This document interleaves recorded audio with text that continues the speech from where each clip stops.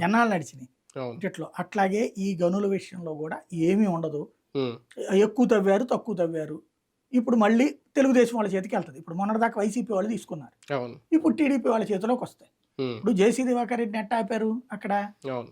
ఆ గనులన్నిట్లలో కూడా లారీలు ఆళ్ళయ్యాయి. హ్మ్. ఆ లారీలన్నీ ఆపిచ్చి వైసీపీ వాళ్ళ లారీలు పెట్టిచ్చారు. ఇప్పుడు మళ్ళీ వీళ్ళ లారీలొస్తాయి.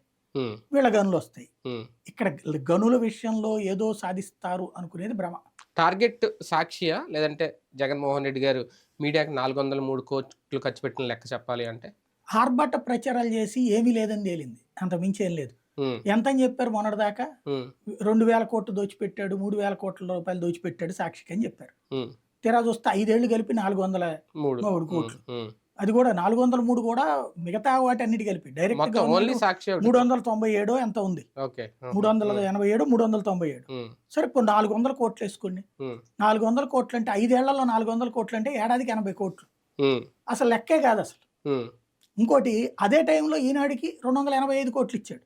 హ్మ్. మరి అంత ప్రత్యర్థి తన మీద దుర్మార్గంగా రాస్తున్నటువంటి సందర్భంలో కూడా 285 కోట్లు ఎట్లిచ్చాడు? అంటే అక్కడ అప్పుడు ఆయన ఓన్లీ జ్యోతినే టార్గెట్ చేశారు. అంటే ఈనాడుకి మీరు చెప్పినట్టు ఇచ్చారు గానీ, జ్యోతికి కంప్లీట్‌గా ఆపేశారు. అది సాక్షికి ప్రభుత్వ ఇంతకుముందు తెలుగుదేశం టైంలో కూడా 5 పైసలు ఈల.